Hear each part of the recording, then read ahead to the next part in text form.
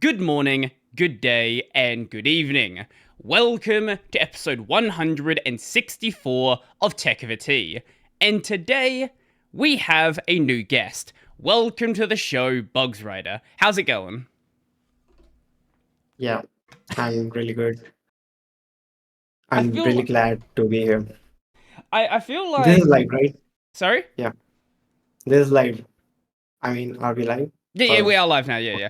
We're not oh, that's great. we're not like streaming it, so I can edit things out if there's anything you want me to edit out, but um Wait, you don't do live?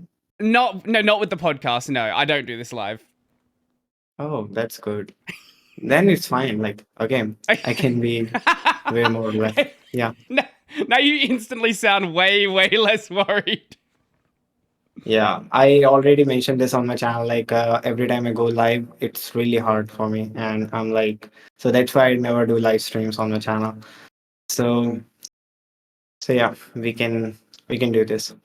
Is that because you're like not as good with English as you would like to be, or are you just not comfortable like talking for a long time? Like why do you find it weird to do streams? Actually, the main reason why I started channel is because I had this fear of communicating with anyone in general. So, Hmm. especially with the audience. So even in speaking in front of the mic was really hard for me. So the channel was kind of like a self improvement. So I was exploring Linux. I always loved Linux. I always felt bad, like I never got a chance to show my journey of the beginning of Linux, like how I went through all the desktop environments and Hmm. all the Hmm. exploration which usually people do.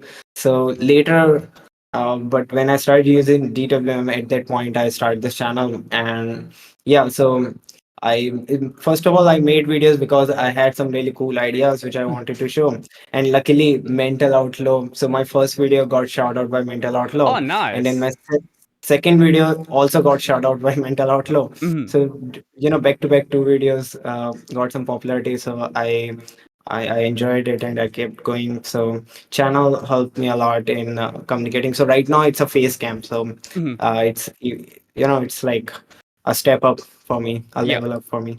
Well, this is Yeah, the first time I've seen you use a face cam where you don't have a filter on it, so that's another step up above that as well. yeah, those filters were just I was so I wanted to just not show the raw picture, Yeah, just yeah. something to yeah, you know, No, I totally get it's that. weird. I Yeah, I've spoken to a lot of people where they either will have just a profile picture they record with, or they're a VTuber, and they're just not really comfortable being on camera. And I totally understand that. It's see, I've made over yeah, 1,000 videos. Like, I've been on camera a lot, but if it's certainly weird early on, and I do get why some people out there just don't really like to do it. It's weird putting yourself out there when you've really never done it before. And some people have reasons for wanting to keep their privacy and things like that. yeah. There are like two aspects. One is privacy, and Yeah. the second is some people are nervous or they don't really like showing their face. Some people are not comfortable with their face. So I believe the privacy reason is really genuine. That was one of my other reasons, and a lot of my friends also do it. Mm. But it's really hard. So some people like internet when it got created, it was supposed to be people were supposed to be anonymous. They were Mm. not like supposed to put their pictures online, but these days it's the complete opposite. Like people want to show themselves, they want to have a profile, they want to like they want to put as much information as Yeah. they can put online. So this is I believe it's a change, but it's obviously a bad change. Most people don't understand the threats. So I really believe, like, still, when some of my audience ask me, I always advise them to do not post their pictures online, do not show their faces, and try to be as much anonymous as they can. Mm. But at the other side, like these days, if they want to have like nice profile for their jobs, and if they want to, they have to show up, like if they are Yeah. doing something. But there's always a median, like you can show your skills without showing your face. But then again, like there are some companies which, so somebody asked me to put my picture on my LinkedIn profile, Mm. and I had no choice, and then I did it like so. Yeah, so it kind of sucks. Like, but yeah, this is how it is. Yeah. Yeah, LinkedIn is a really weird one. I made a How LinkedIn about- account when I was studying. I know a lot of people that have LinkedIn accounts. It's basically just business Facebook. There's not really Yeah, any difference with it, but there are some companies out there. It's not. Luckily, it's not every one of them. I don't know what it's like for you, but I there have are to some do it. company. Like There are at some. some point. Sorry. Oh, yeah. Okay. What I was going to say is there are some companies here that expect you to have a LinkedIn account, and if you don't have one, they think that's weird. See, we live in a society. We can't do anything like. So yeah, at some point I also gave up and start putting pictures online, but Mm, it's not that big of a deal these days. mm, But mm. I understand like if somebody like try to just get some information from your like it's dangerous. That's Yeah. all I believe. Yeah. Y- So by the way, I also have some questions for you today. Like Oh, yeah, no, if you want to ask me anything, go right ahead. I'm more than happy to answer yeah. anything. I mean, we can do it right now. Like, so but you have put more than 1,000 videos, right? Like, I don't want to think about the number, but yes, it's probably more than a dude, thousand like, videos. I can find the so number if you would like. Where is it? literally every tool I look up, there is a video by you, and I know it. So it's like more than 1,000 videos, and also you have a gaming channel, and you do Yes, 2 hours like gaming stream, yeah. and you also do these podcasts. Yes, I do. Dude, I have to ask, like, do you have any real life or not? um, you know, How many friends you have in Australia? Like, how many faces you see in daily life? we've known each other for about 10 minutes, and you're you're already going hard with the questions. Um, Dude, not just me. My friends are also asking. Like, they ask me to ask this. Yeah. okay, so let's not really. That's the simple answer. Not really. I I think I spend probably at least 60 hours a week working on the channel. That's across all of the channels. Probably about that. This isn't the only thing I do as well. I also have a regular job. So pretty much, I don't do anything during the week. I don't work weekends though. Weekends I've decided I'm not going to do anything related to the channel, whether it's the gaming channel, the main channel. There's still a video that gets uploaded on Sunday, but I queue that up before like earlier in the week. When I record my videos, I record a bunch of videos at once. So on Tuesday and Wednesday, I'll record all the videos for that week and then upload them throughout the week. So it's not like I'm recording every single day and editing every single day. That would be crazy. I know there are some people out there that do that, but yeah, I've spent a lot of time trying to sort of compress down what I'm doing into the work week and then not do anything after that. There will come a point in the future where I'm just doing the channel and I will have a lot more free time, but right now, yeah, I don't give myself as much time as I probably should. I do have Dude, friends. Before you ask me about friends again, I do have friends. Not many, but I do have them. oh, few are always better. So the thing is, like, I see your channel. Your channel is really well organized, and so my channel, you already know it. I have seen one of your clip where you even mentioned like it's a bit of a random everything. Okay, so That's a I good way always to try put to. it. Yeah. Yeah. So I always try to organize it. I also think like queuing up video properly Mm, and making properly. I even promise a lot of courses and playlists, and mm, I abandon playlists in the middle. So don't worry, like Hyperlane one, I will do it. Okay.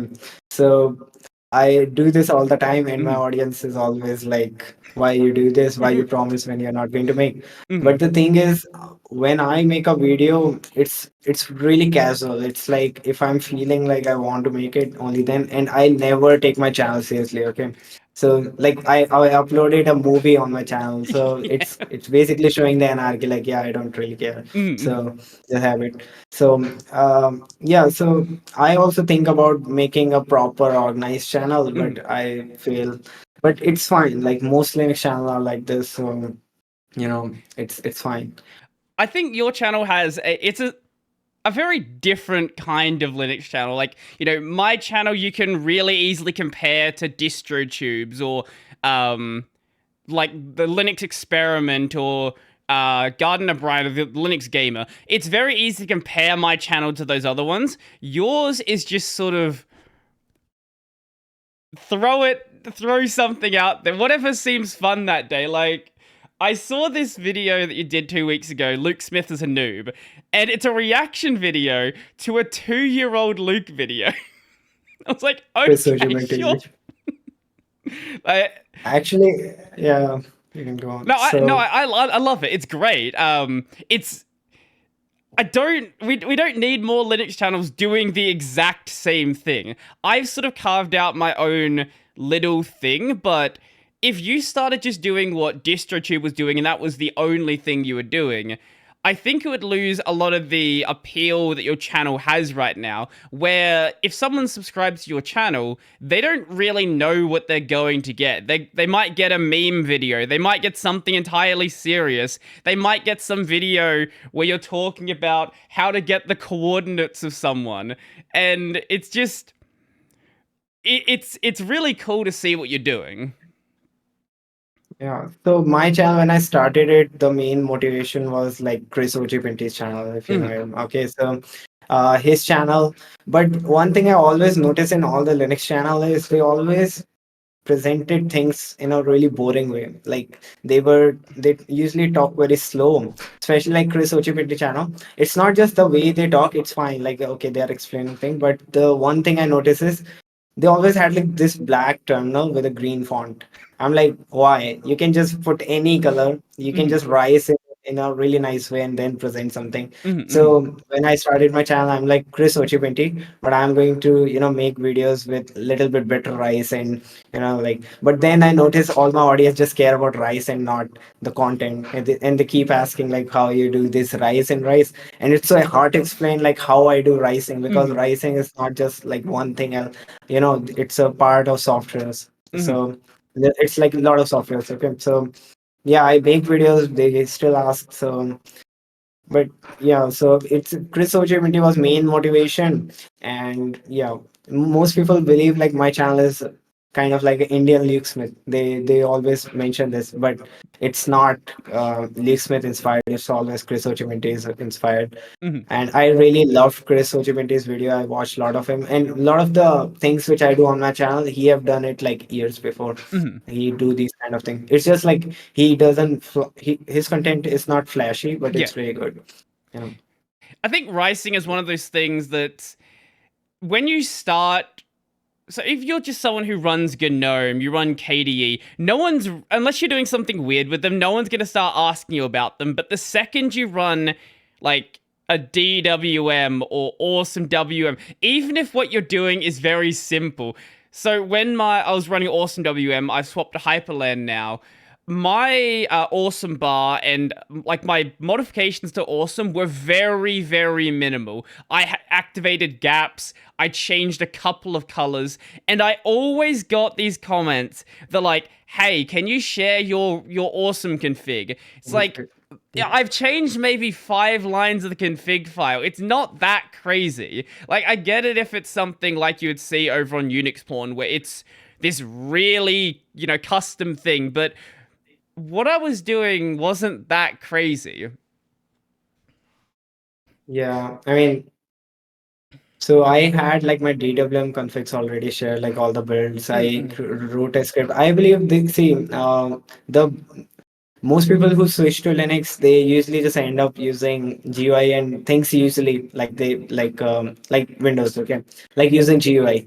So I always promote this idea of using Linux with CLI, Hmm. and I explain them why it's better by showing some creativity, like what how this can save you time, Hmm. and why you should basically do it. So the beauty of Linux system is you can self customize it and make it in a ways which suits your aesthetics. Hmm. So that was the idea which I also try to promote with my channel.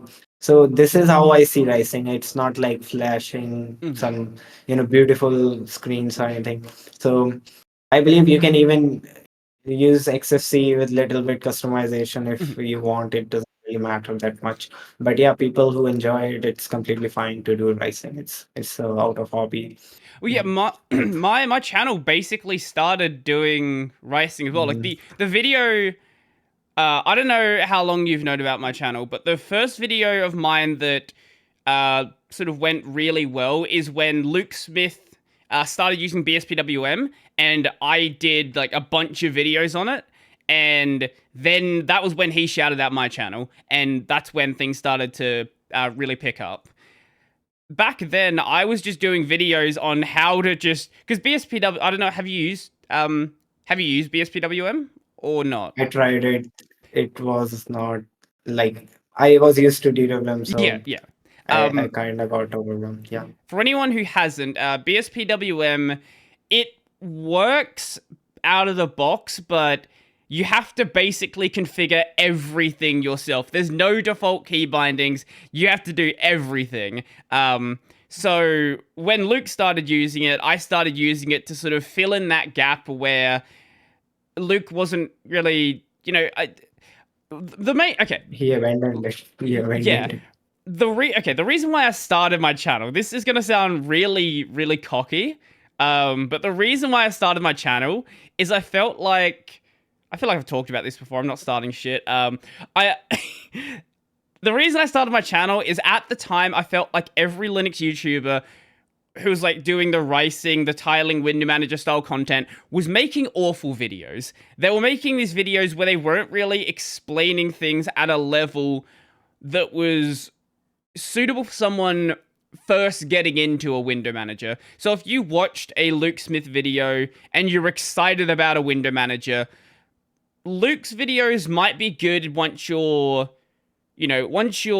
using that window manager, once you're a bit comfortable with it. But if you're just getting started, you're going to be completely lost. And that's what I wanted to try to address when I first started the channel.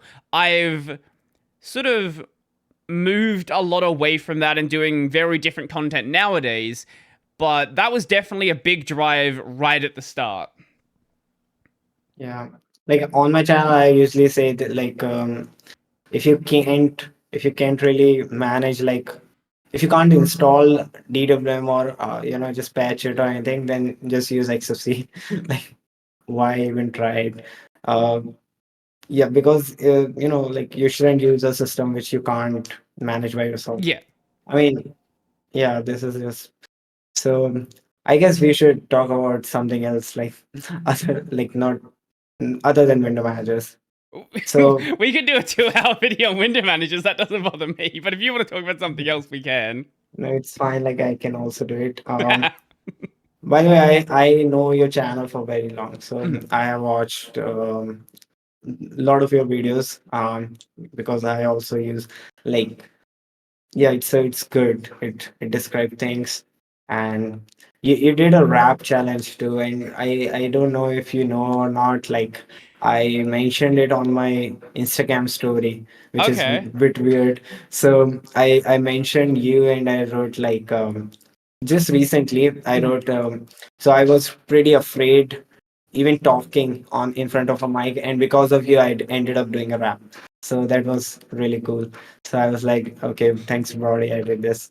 So yeah. I felt like if I could convince anyone in the Linux space to do it, just because of how much random stuff is on your channel, I thought maybe I could get you to do it, and I'm very happy you did because I think yours was actually one of the better raps in the Linux space. To be fair, none of them were good. Just let's take this clean. I don't think anybody was good, but out of what was available, I think yours was one of the better flows, and then I don't know if you actually saw any of the other raps that people did. Because Nico Loves Linux, the KDE guy, I feel like his was the best written, but he also writes poems, so it kind of makes sense that if he writes poems in his spare time, writing a rap is, it's just a poem with a different flow, basically. I don't understand why did he did this. Why he started a rap battle. I don't know. I don't know, but I love it. See, I think one of the problems, and we've both sort of mentioned this, a lot of the Linux space is kind of boring. A lot of it is very, very serious. We are talking about software. We are talking about licenses. But every other space on YouTube, there are these fun challenges, fun videos that happen every so often. And I feel like the Linux space definitely needs a lot more of that. I feel like this Linux space is first of all highly distributed, and this is a good thing. So there are a lot of Linux groups out there, a lot of communities, a lot of FOSS groups, and countless, and they all have their own things, and they don't really interact with each other. Like there is no cult, okay. And the second thing is, yeah, Linux space is kind of serious. Even I feel this if you go to any group and talk to anybody, but it's because of the tech people. So tech people Yeah. usually, like they have this. They always, when they talk, they always, like they always want to be correct. Okay, so if you have a conversation with any person who is in tech, it's really hard to have a fun conversation, because if you even make a slight mistake choosing words or anything, they are gonna just bash you on that. So you run a channel, you know how hard it is. You get comments, and I also got comments. Even if you do a little mistake, they are just going to run a reply thread there and just keep telling you.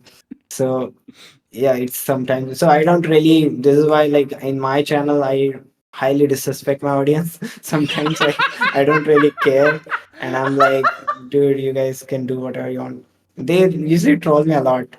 So I recently started using Instagram, and they are like everywhere. Even on Instagram, they are telling me why you are using Instagram. I'm like, dude, can you? And one guy did a text to me. He said that I started using Instagram because of you. I'm like, dude, I don't endorse Instagram. I'm just using for some personal reason. You can, it's don't put it on me. And he deleted it.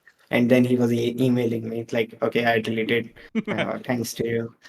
This is kind of like a pressure. This is why I don't take my channel seriously. I'm like, so I always see. I believe 100% FOSS. I believe you should not use any proprietary stuff. Okay, but it's really hard thing to do. And if you don't do it, like if you say that I believe in 100% FOSS, and okay, like for example, you can try your best, but it's not like you can be 100% false. Yeah.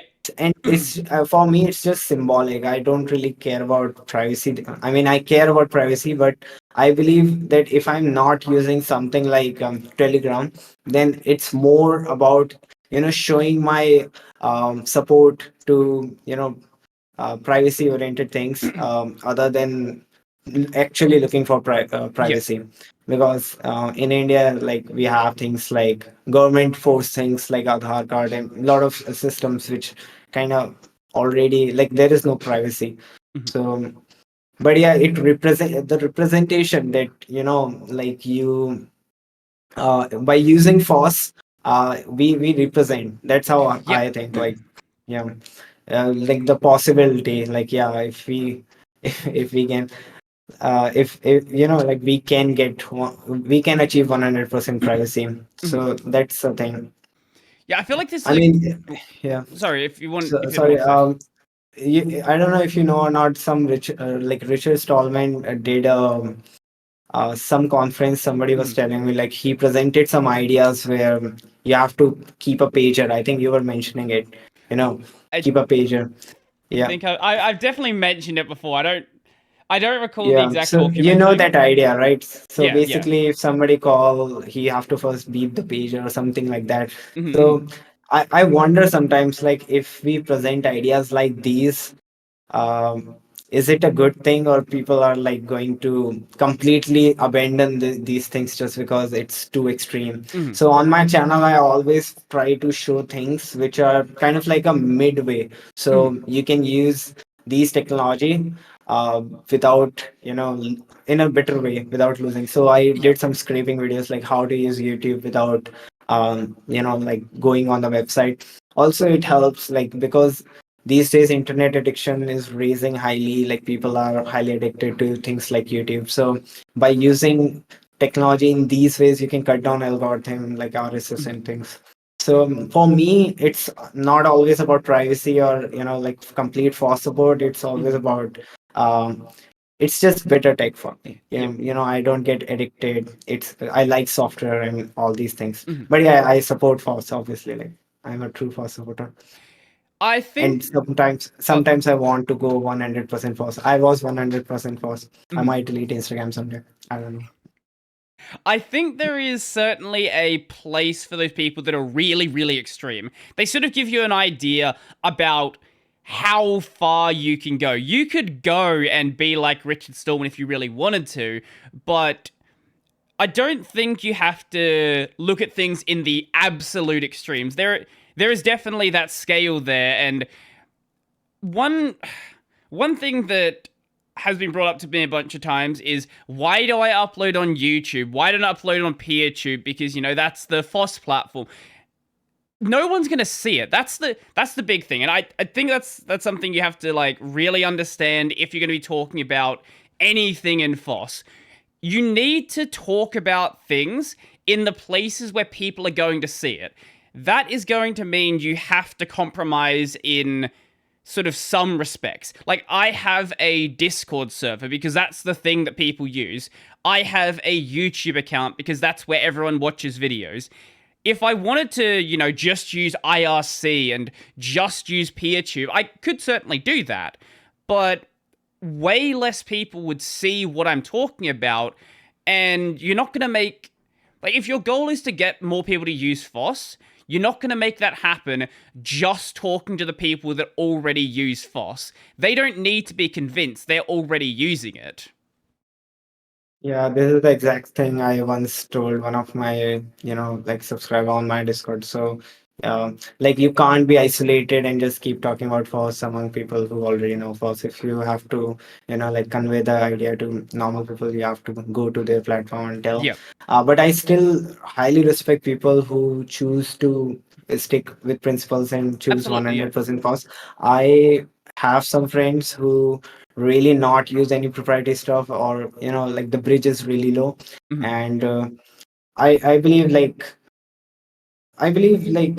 it's a hard thing to do. You Mhm. can do it, but then again, you have to make some choices. Like, for example, if I for right now I'm using Instagram because a lot of my friends were putting some pressure, and I'm like, okay, let's use it. Yep. So I if I delete Instagram, then there is a trade-off. Like I will Mhm. lose touch on of Instagram. Yeah, And yeah. the thing is, if you remove the aspect of privacy, it all boils down to you. Like if Mhm. you don't really care about Instagram, if you're not putting things up, and if you don't really waste time on it, then it's completely fine. You Mhm. don't really have to be extreme.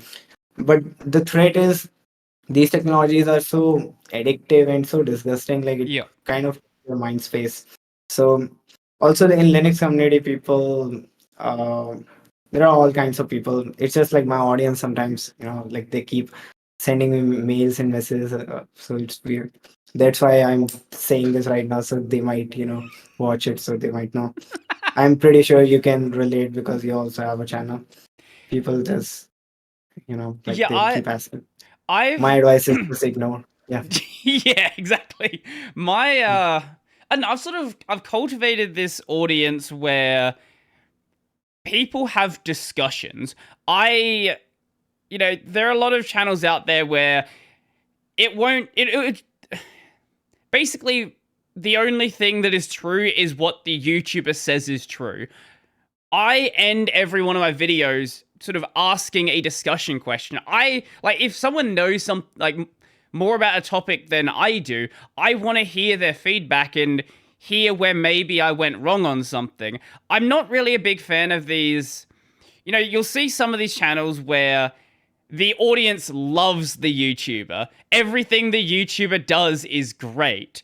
I've never really understood why you want to just have people basically worshipping you in the comments. I kind of like having, as annoying as some of the people are when they go a little bit too far with what they're saying. I like having that sort of a little bit combative audience. It adds a bit of fun. It does mean that it's like I don't have an addiction to Instagram, but I do have a bit of an addiction to checking and replying to my YouTube comments. Because I don't just, I noticed that you read all of yours and you usually, heart them. I reply to a lot of them, and that's a I bad heart, idea. I don't not read. recommend that. So I actually just heart every comment, and the reason behind this is it's fun to just click on that heart. It just feels weird. And the second reason is I just, you know, by hearting every comment, I just kills the point of heart. It's like it doesn't Sure, matter now. that's fair. So it's okay. So I even heard the comments. Like I don't even read. Like if somebody is criticizing or Mm. something, I just heard. Okay. So also I feel like this thing Do you not about the like the heart button? no, I like pressing it. That's why I just keep like I just open my comments and I just press it. It's just feels good. Okay, So sure. so one thing is that about this thing, people worshipping YouTuber. I was thinking about it, and I think this is the root reason of this is because all these platforms, YouTube, Twitch, and like other things like Instagram, I Mhm, really hate this followers system, like the people subscribing or following someone, because what happened is not everyone put good content all the time. So what happened is if somebody subscribed to someone and some person got like millions of subscribers, then after some time people are gonna mhm, watch him, like no matter what he's putting out. So basically it's not about content, it's about who is putting that content out. So mhm, it's not a fair game. It's like someone already have some upper ground, and this is something I guess Reddit do it better. mhm, But then in Reddit the issue what happened is it depends on the community. Like mhm, if some posts get a vote, then it depends. If the community is better, then some nice posts will get a vote. mhm. So I believe the best way is just it's bit of like 4chan, like random, or I don't know. I find like all the social media to be disgusting. Like Instagram and 4chan are equally disgusting. Yeah. I'm sure the people on 4chan are gonna like that. I don't know if you ever have this happen, but occasionally some of my videos will get posted over on G, which is always, Mm. it's I've always seen one fun to choice see too. what people are Mm. saying when that happens. Yeah. Like my Oh, video. so you Sorry. search yourself on Google.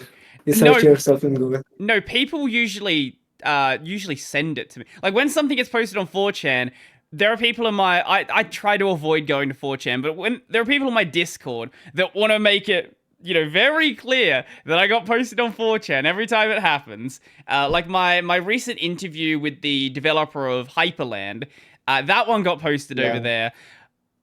Luckily, in that one, everyone was just ignoring me. They were just insulting Wayland. So I didn't have a giant wall of people being like, Brody, I don't know, beard. I get a lot of beard comments like, Brody, your beard's bad. Brody, shave the beard. Like, no, go away. Not gonna happen. I personally feel if you're watching some YouTuber, just watch him for content and not Yeah. anything else. Like if you are giving your mind space or anything in general about it, YouTuber, then it's kind of waste of time. A lot of people don't like Luke Smith's channel, and they criticize me for that because I sometimes mention him on my channel. So I don't understand. Like I barely watch any of his videos which Mhm. are other than Linux, and I barely know that. But also, they don't understand. Like I'm from India. I'm a kid. I'm like so younger than him, and there is no connection. Like we are two different people. Like there Mhm. is nothing to say here. Okay, entire culture is different. So Mhm. it's just like you guys have something going on in your brain, and you are just talking about it, and people don't really care. Like Mhm. I have some other things to do. I don't really care or think about. So, but yeah, one thing I believe is like we should not take internet seriously. So Yeah. whatever is going on, it doesn't really matter. So yeah, I mean, One thing I do want to mention, when you said you don't watch that many Luke yeah, Smith videos, you don't. It's not really that difficult to do that because he doesn't upload that often anyway. So his last video was a month ago, so it's pretty easy to not watch his videos. But I yeah. get I what you mean, was. these days I don't think he's uploading Linux related content. But I have to say, like Lake Smith content, which is Linux related, is really good. Mhm. Like he made a lot of videos, nice videos, and it's actually helpful. Like Yeah. all the videos, I've learned a lot from his videos. Mhm. And your videos are kind of like if I'm exploring some tool, I Mhm. just go and just see your videos. Yeah. And his videos are like yeah, I mean, okay, his videos are also like this if you think about Well, when it. he did videos on tools, nowadays, what has he uploaded recently? So we got installing an email server. Actually, that installing an email server, that's a really useful one. Yeah, these days he's also pushing videos, I guess. How Like, kids' cartoons accidentally brainwash generations. Yeah, that's a very Luke Smith video. Ever notice how weird modern TV and film are? Yeah, Luke's channel's always been a weird one. Like, he's got the. actually, to be honest, like, Mm, oh yeah, you can continue. sorry, Like, what? This delay okay, is massive. Sorry. yeah. um, What I was saying is like Leaks with channel. I don't really connect with him. Like a lot of the things other than Linux which he talk about, I don't understand mm, because I live in India. yeah, yeah. So, for example, I once watched one video about some consumerism in America, like how he buy things and stuff. So I don't, as an Indian, I don't relate, because I don't see these kind of things here. Hmm, hmm. Like I go and get my like I buy stuff like my culture is highly different. Yeah. So yeah, that's why I don't really watch. No, I Yeah. do get that. It's very well. Even in my case, like it, a lot of the stuff he says is very America focused, and even in Mm. Australia, while a lot of this country is it's very Americanized. Like if you go to some of the major cities, they look pretty much the same as major cities in America. Even then, the culture is still it's still very different. Like I think a simple example is like actually what's a good example here? How Australia feels about like curse words, swearing, whatever you want to call it. There's a lot of things in America where they're like, "Oh, this is really taboo. You can't say that." But in Australia, he'll just, they just use swear words as if they're saying or they use it to fill a sentence basically, which it's a very different style of communicating, and there's all manner of other problems and things like that where they just don't translate exactly the same. So even for me, it's kind of like watching it's like going to a zoo, right? This is how I see Luke describing America. It's like going to a zoo. You see the Americans in the cage, and you're like, look at the Americans doing their weird American things. Yeah. I mean, I watched one video of Australia where I'm not sure if it was Australia, but some guy, so president, I guess. So he was in someone's lawn, and he just asked him to move away. That was Yes, yes. that was really. So that was the moment I was like, yeah, Australia isn't like a joke. It's a nice city, country. For anyone who So, doesn't know the video yeah. he's talking about, a couple of years back, I want to say it was. I don't remember which prime minister it was. A couple of years back, there was this newscast being done in some suburb. I don't remember why. I think they were like building houses there or something, and they were recording, and the prime minister was standing on someone's lawn, and the guy who lived at that house came out and basically yelled at them to get off the grass because he had just like laid down new seeds and he doesn't want the grass to be damaged. And like, oh, sorry. There's a lot of examples of this in Australia, actually. There are multiple leaders of this country who have had shoes thrown at them during a talk, tomatoes thrown at them, and nothing happens to the person. Like one of these people, I think the guy who threw the shoe, he went down to the local bar, the local pub, and just started drinking with his friends. The police showed up, and they're like, "We're here to arrest you." It's like, "Oh, okay." And he was like, "Why am I getting arrested? I don't understand." That sounds really awesome. Like Australia is just a joke country. Yeah. Now I feel like India is also kind of like a joke country. India is a bizarre country. Like it's really hard to describe. Yeah, I don't really know anything about India outside of like what's been shown in movies. Like that's pretty much what I know about. I don't even know if that's a realistic, like, description of what India is like. I'm not gonna tell you. I mean, it's fine. If you Sure. don't know. It's really hard to tell, actually. Like, it depends. Also, it depends on what movie you're watching. Like, there are different kinds of movies. Yeah. So, but there recently in India, I visited one place in Arunachal. It's called Titing. It was a really nice place. So I'm planning to. So we got like 12 months in a year. So I'm planning to spend like 2 months every year to some nice place with some nature and mountains and some valley area. So the thing about Titing is the best part is there is no internet. I don't know why those people are like it's a bad thing. I'm like, yo, it's so good. It's so good. It's a good place to just cut down, like get rid of any kind of internet addiction. Yeah. So I might go there again. And okay, so I'm planning to do like growing my own food or something. Okay. But I'm afraid if I mention on my channel like how these guys go, like it's not inspired. It's my own thing. Like I want to do it. Okay. Yeah. But let's see. I might make a video on that. The first comment is going to be Indian Luke Smith. I guarantee it. Dude, like, I mean, I'm fine. Does that annoy? Okay, here's a question: does that annoy you when people constantly try to compare you to Luke? Because I certainly got a lot of that early on, especially when I was making videos that were they were basically just Luke Smith videos with an Australian accent. No, this doesn't annoy me. Like, first of all, Luke Smith is a really good YouTuber. Obviously, like he's one of the best YouTuber, and I don't think any other person made such a nice videos as him. So I don't understand like why this will annoy me. And about like some people not liking Luke and they are bashing me over it. So this is just stupid. Like I don't really like whatever opinions he have. Like he have his own opinion. Like India. So some people call him like racist, I guess. Okay, so especially even against. So I believe Indians also can be racist. Like I'm also.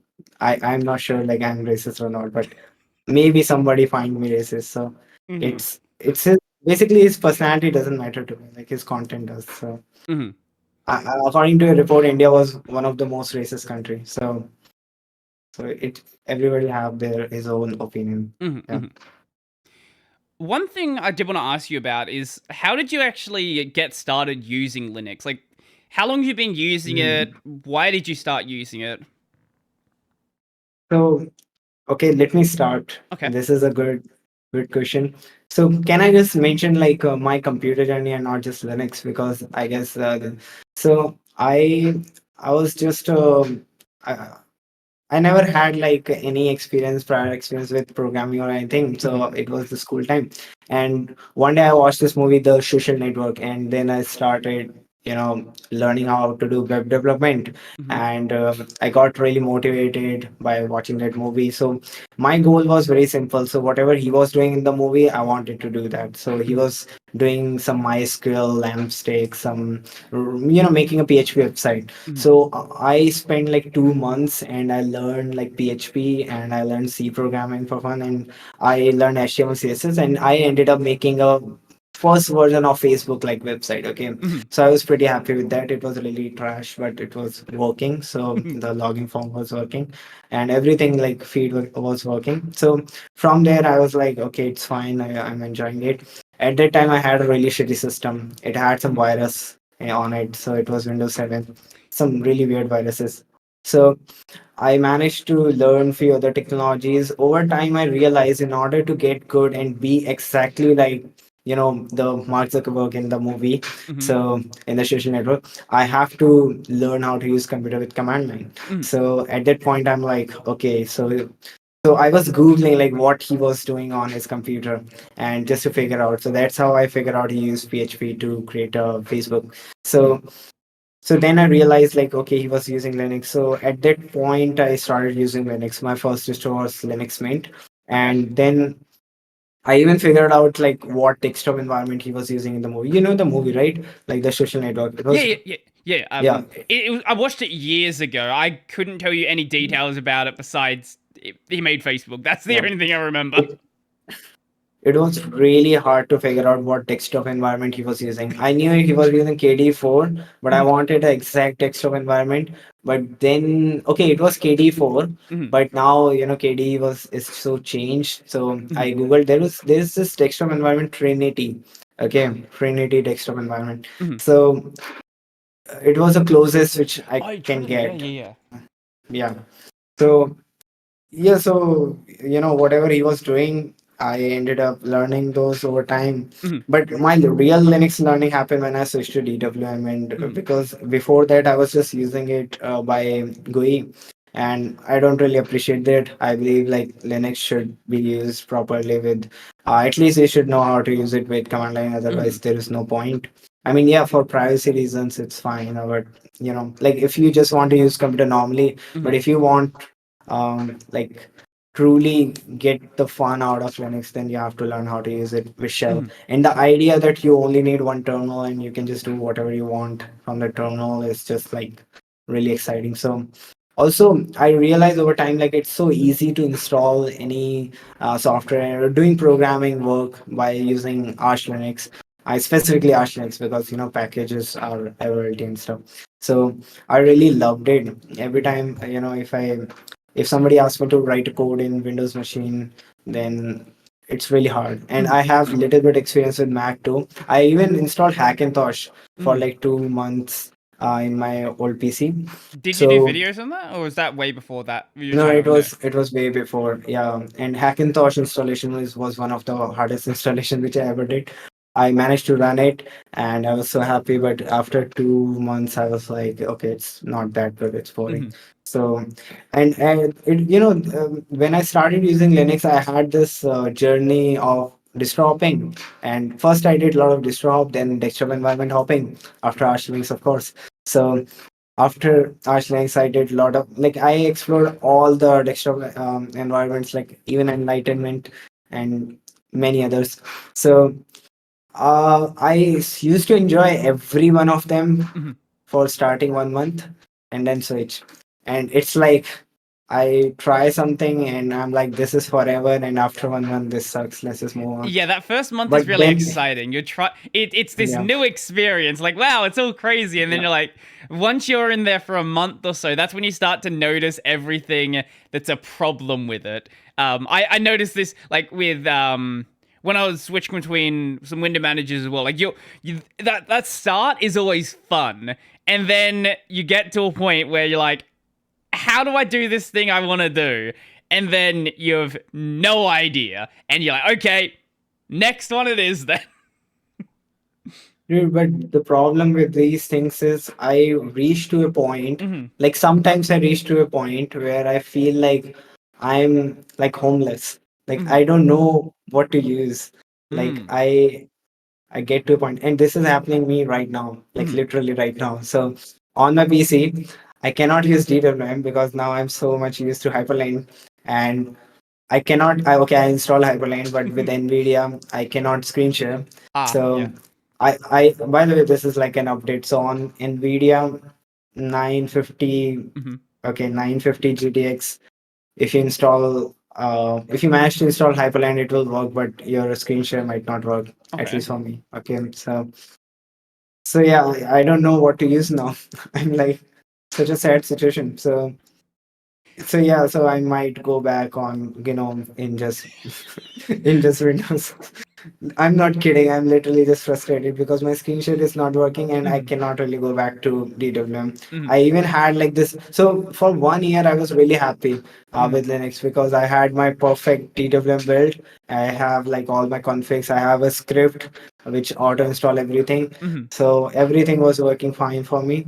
But now, after using Hyperland, I cannot really go back to DWM because it lacks so much and I never realized it. I don't know what I was thinking, Wait, how but did now you I know? feel like Wait, okay. yeah. What is it lacking that you didn't realize? I want to know because Dude, DWM is like very basic. I want to know what exactly is the problem here. maybe my patches were like I haven't patched a lot. Maybe Uh huh. that's the reason. But if I toggle to like floating mode, I cannot go back. Or if I toggle without going to floating mode, like if I just resize my any window, Hmm. it doesn't go back. It's not like I wasn't able to use my computer. It was, Hmm. but it was not that fun. Like there was some kind of mental restriction. Like okay, I cannot. If I just accidentally resize my window, I Hmm. won't go back. Also, you can't really have animation. I tried. I watched all your PyCom videos. I tried all the builds of PyCom, but you can't really have animation so easily. Also, there is so much bootstrapping you have to do in order to get a up running DWM. Hmm. So I feel like okay, I always liked suckless software, but right now I am in a situation where I have to say like suckless kind of sucks. Like DWM was the only thing which I was like okay with. Other than that, tell me what suckless software you can use. I understand. D menu. D menu is really good. Oh yeah, D menu you can use. I was thinking about search at that point, but yeah. So it's not like it's completely useless. It Hmm. depends on what system, but if you're daily using, and if you have like some job or anything, you Hmm. can't use it. Yeah, you if you are just like uh, hobbyist, you can use it. I don't Hmm. know, like there have to be someone who might use it and who can challenge me on that. So Oh, I trying my best. guarantee when I clip this section out, I guarantee there's going to be people that are like, DWM is the greatest thing ever. You have no idea what you're talking about. You should apply this patch and this patch and this patch. And then all of a sudden, it works well. Or you could use a desktop that has those features out of the box and you don't have to It patch was anything. working well. It was working well. It just like it lacks. So I was able to do things. It's not like it was not working, Sure, but it's like why survive when you can live, when you can that's use true. Hyperlink. That's true. That's true. What is so? I run an AMD card. I use a 6700 XT. I had a bunch of people in my comments asking whether Hyperland was good with Nvidia. So what has that experience been like with Nvidia besides obviously your screen sharing issue? It worked. It worked perfectly. Like you just follow the guide of Hyperlink. Okay, if it worked in 950, I believe it will work in any. Okay. So they try to scare you with all the like, okay, don't do it, but just do it. It will Mm-hmm. work. What? Yeah, I mean, you just have to follow the guide. But I have to say the guide is little bit unclear. I Mm-hmm. watched a video by some guy.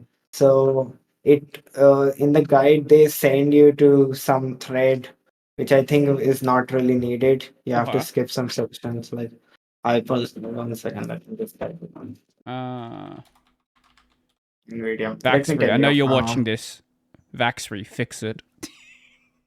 Um install NVIDIA DKMS. Okay, Uh huh. this section. So I went to this ArchWiki DKM kernel mod setting, and what I did is I followed the ArchWiki guides. Mm-hmm. But then I realized it was not really needed. Like you can just go ahead and like So yeah, that video actually helped me. Nvidia just Uh, seems like generally a mess. It seems like unless you're using I, something like Pop! OS where everything's just done for you, there's just I always regret it extra every work day. that has to be done. I regret it every day. When you Dude, get like a I can't yeah, I can't play Counter Strike on Linux because of this Nvidia bullshit. Like seriously, I hate this. I don't get FPS. CS:GO used to get really nice FPS before.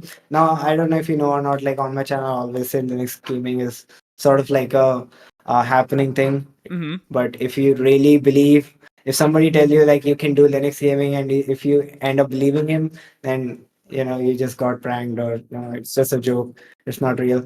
So I tried playing a lot of games in Linux. I always wanted to be like, okay, let's do 100% Linux, and Mhm. play all my games in Linux. Even though I play only three games which is natively support in Linux, Yeah. it doesn't work as good. So yeah, maybe my graphic card sucks. Maybe it's my fault. But yeah, I don't know like whose fault it is. But right now it's not. Like you shouldn't play games in Linux right now if you don't want to suffer. Like the I best. And you can dual boot. Like it's not a big. uh If you are installing Steam spyware, it doesn't matter. Like just dual boot and play games and yeah. just go back. It's always good to separate workspace, for one for some nice things and other for some notorious things like gaming. Yeah, I can't speak for gaming being a mess on like I play all my games on Linux. Like I don't have any you problem. have AMD, nah? I have You have AMD, AMD. yeah. So that's it. Because I'm playing like Yakuza, Hogwarts, everything that I'm playing. Like I don't even know the last time I played a game on Windows. It would have been like 3 or 4 years ago. I've played games on emulators, so technically we're just emulating like a PS2 or something. But like the games that I'm actually playing on Linux, they seem to work fine. Maybe I'm just lucky. I don't play CS:GO, so maybe it's just a CS:GO problem. I don't know. CS:GO works, but recently, what I don't know what happened, but FPS is really low. Like in comparison to Windows machine, Mhm. usually CS:GO gets a lot of. So one game I usually play is this Morrowind, which is Elder Scrolls Yeah. Third. Okay, so they have like this OpenMW engine, which is Mhm. supported in Linux. So yeah, so few games I can play in Linux. It's not like I cannot play anything. But yeah, I remember one of my cousin, he wanted to play like Minecraft, Mm. and I installed Minetest, and I thought he might don't recognize, but he did, Mm. and he's like install Minecraft, and I had no clue like how to. So yeah, so I don't like really endorse like Linux. If my Mhm. friend asks like how can I play a game, I just tell him to install Windows, dual booted. When you get a new GPU, buy an AMD card. It sounds like you just should have an Of AMD course, like card. I have like yeah, I'm sure. Let's see how much donations I get for this. What card are you running right now? It's 950 GTX 950. Okay, It's a okay. really old. Yeah, Well, look, if I it bought. works, it works. See, I usually do, like programming, and see on my channel, I usually just show my Linux side, like I do these Linux related stuff. Mm. But I'm also like a backend engineer. I know how to write, like do some, like these kind of work, writing APIs, Mm.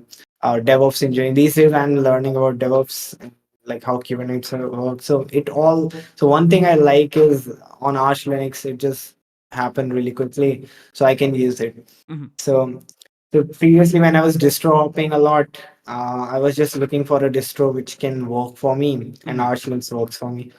I remember one of my friend had MacBook, and I spent few days with him on my trip. And I want to mention this, so let's do this. So I don't bitch a lot. Okay, I don't really trash talk about any. I'm like, okay, if somebody using Windows, it's fine. Okay, Sure. so I believe in this philosophy. I know I sometimes break it for jokes, but I believe in this philosophy. Like, don't consume bitching, don't do bitching. Okay, Fair enough. Yeah. so yeah, so what happened is I ended up using MacBook for we clicked a lot of pictures on that Mhm. trip, and it was like 200, I guess 300 GB of videos and photos. So Mhm. so he had a camera like a DSLR, and I had my phone, Pixel phone, and one OnePlus phone, and one was iPhone. Mhm. So we had like four devices with a camera ability. Okay. Mhm.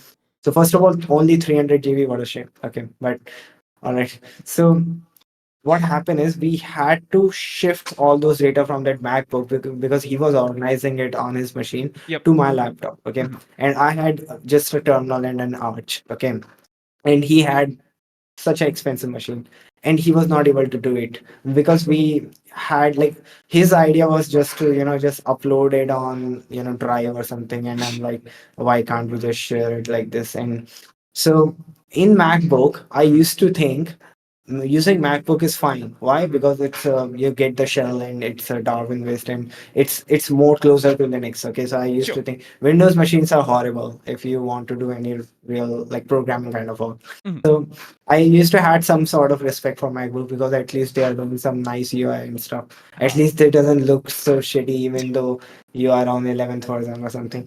Okay, so I used to had some respect, but Mhm. they in that trip I lost all of it because they actually even there is this system, they have some security system which is on top of this sudo and everything. Mhm. So you had a lot of permission issues, like you will have a lot of permission issues. Okay, so what I did is I used this SCP. Mhm. So he was connected to internet, I was connected with local area network, so I was like, okay, let's do SCP. And he had to figure out a lot of permission related stuff, and it was so horrible. You can't access any file. I SSH into his system but still not able to get anything because everything was there was no root user, or I don't know. So it was a nightmare. So after that, so I that night MacBook lost all the respect. Okay, Uh-huh. so I was like, okay, Arch Linux is the only thing right now I can use, and Mhm. I'm super afraid that what happen if it breaks, or like what I mean, not like break. It's like if something happened to this OS, because I'm literally at a stage where I really don't know what to use right now as a desktop environment, Mhm. and by I really need some OS which works for me, and Arch Linux is the only one. So this is why I sometimes think about using some other distro like Void or something which can replace Arch Gentoo. for me. Yeah. No, not Chain 2. How can you use Chain 2? Like if I have to.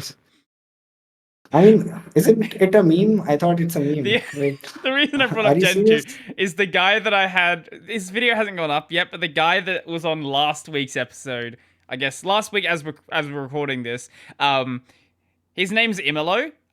He installs Gentoo on. He's installed Gentoo on a PS2. He's installed on an Xbox 360. He's installed. When he was compiling, he compiled Rust with a Pentium 3, and it took him like 38 days. So you could do it. I have used Chain 2, and yeah, I mean, I don't know, like it's so, you can't use it as like a daily distro.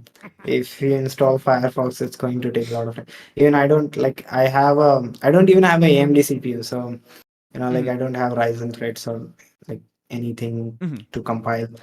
So let me know if you know any other distro which can replace Arch for me in future. I mean, I'm not gonna move, but like someday it can happen. Like, I am an Arch Linux user. People will make fun of me all the time because like, Brody, you'll never use anything else. Like, yes, true. Like, why would I? Like, what would I?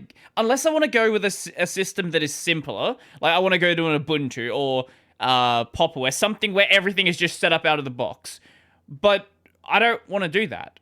So what would I get out of going to Void Linux, to Gentoo, to anything else like that? Like, I guess the only difference then would be I get rid of System D, but I just don't really care about it. Besides that, there's not really any benefit to me that I can see from going anywhere else.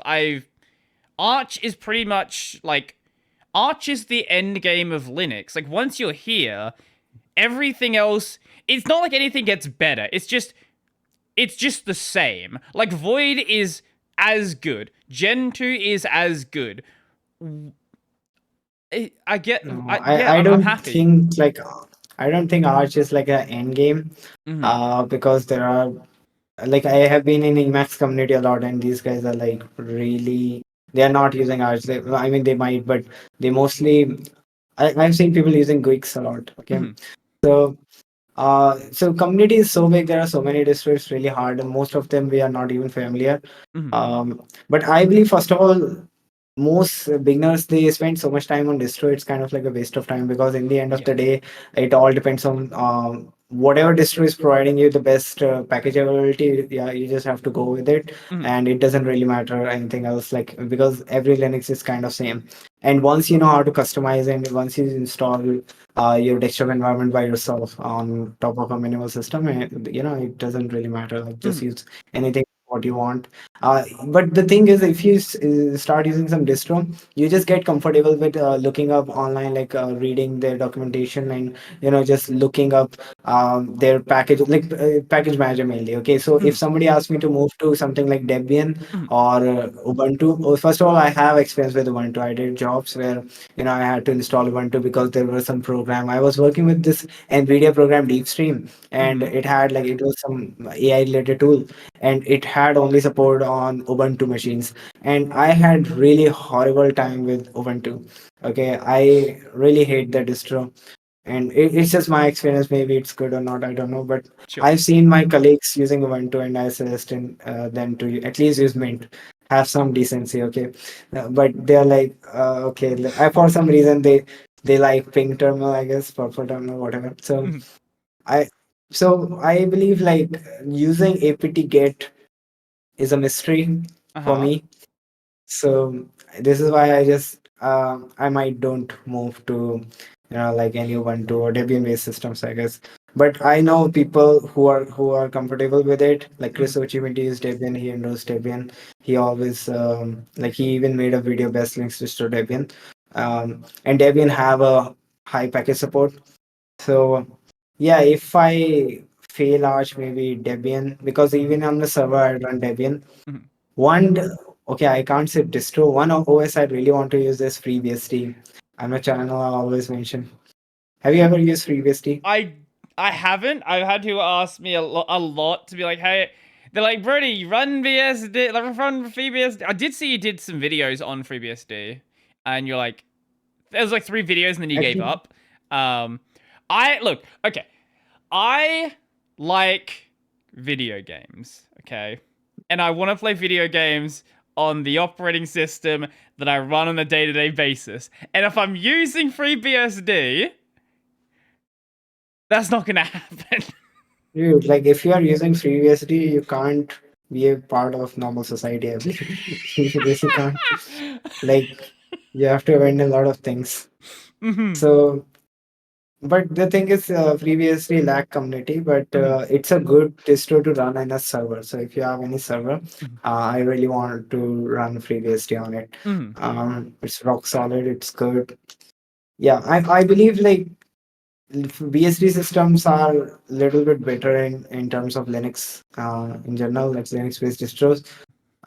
Yeah, they have like some license conflicts, like people don't like BSD license, but if the community get big, then sooner we will get like something better than Linux, but Mhm. not GPL. So, but yeah, it all depends on if the community grow.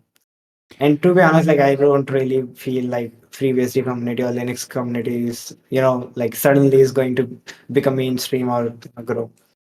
It's always be in the dark.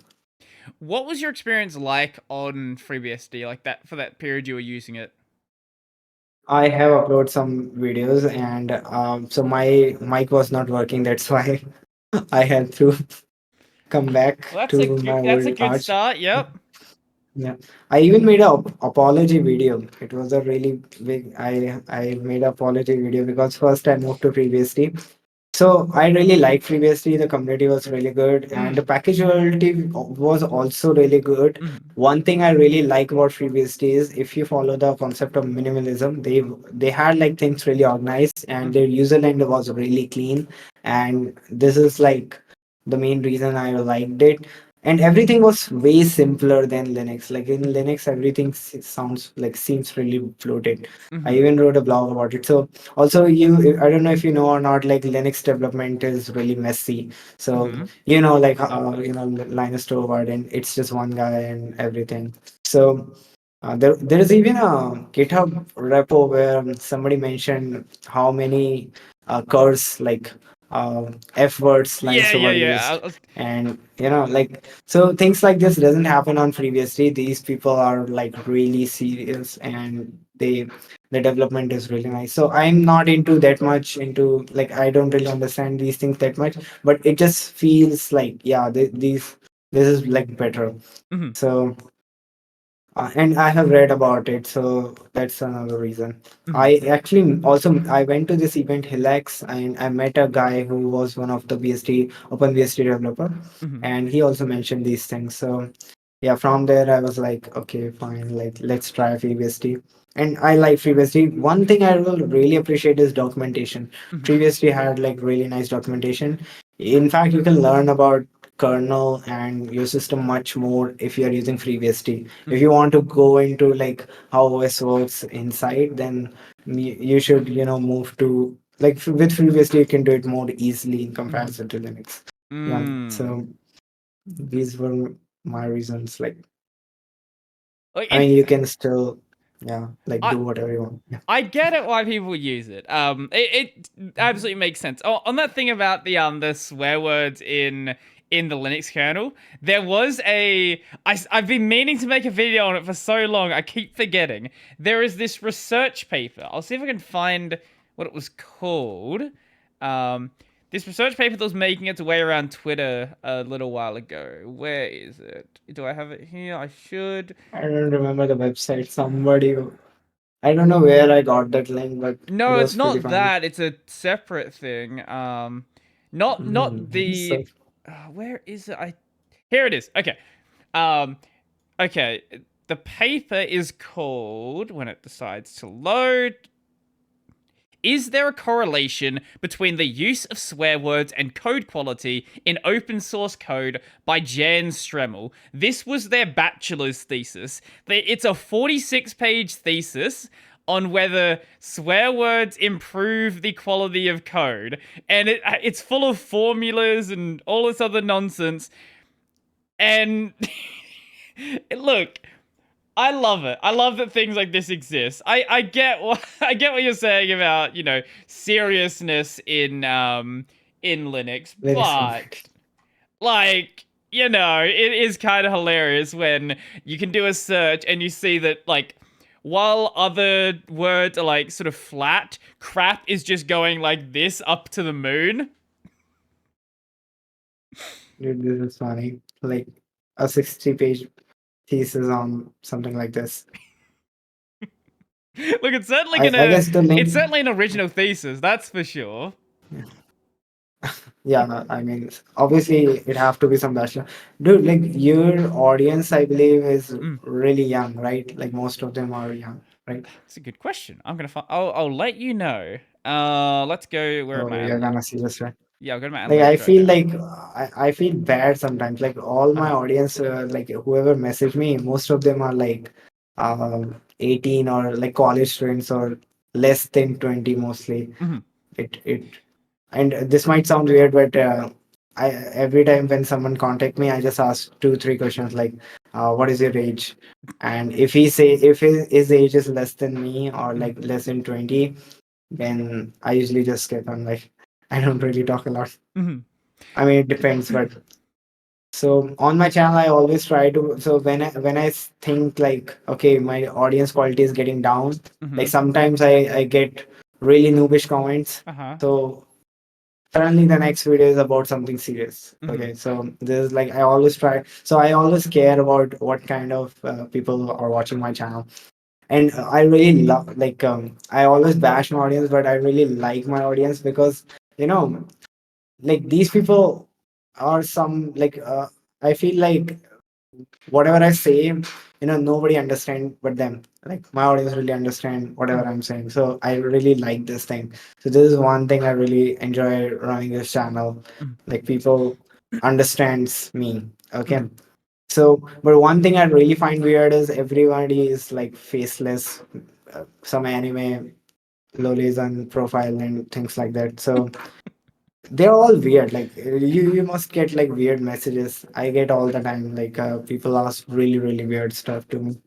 So yeah. So The it's people kind that of like are immature audience. Yeah. the people that are really weird, I just block them. Like I'm not gonna deal with any of you. That's go away. So you asked about my audience age. So my biggest demographic is 25 to 34 at 31.9%. My second biggest is 18 to 24 at 31.5%. And my third biggest is 35 to 44 at 18.9%. Also, 3.1% female audience. Wow, that's a lot. That's a lot for a A lot tech for channel. me. I mean, mine is I guess 0 point something. I don't know. Like when I make video, I really believe like no female audience is watching. That's what That's, I believe. that's probably a fair guess. I'm surprised it's that high. It's been slowly going up and up. Maybe there's something to the beard. Maybe people actually like the beard, and all of the people complaining are just jealous of it. I don't know.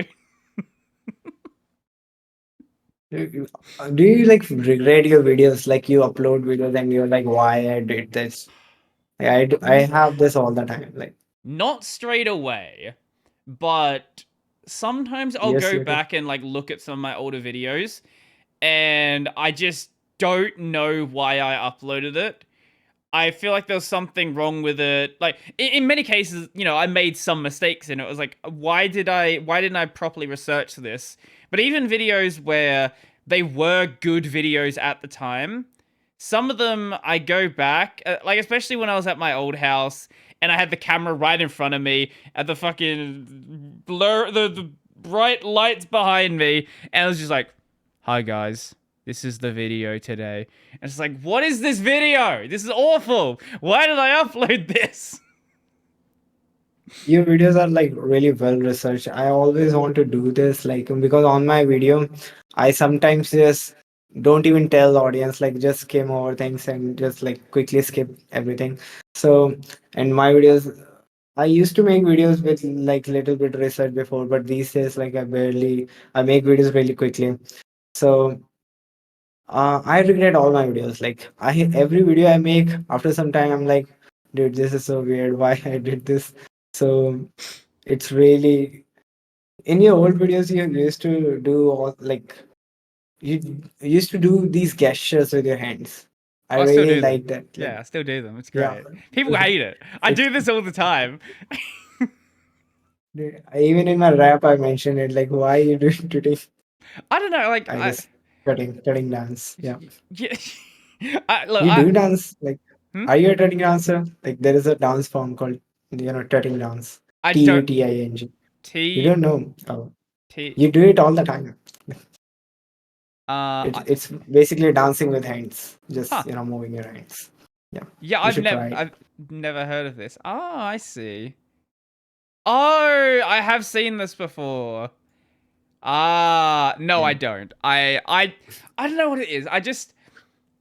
I feel like if I'm just, sitting still with my hands just down by my side like this, it's really boring. I don't know. I don't feel like I can express myself as much if I'm not waving my arms around with the things that I'm saying. I feel like It's it adds a some, it's a adds some extra expression, extra oomph to what I'm saying.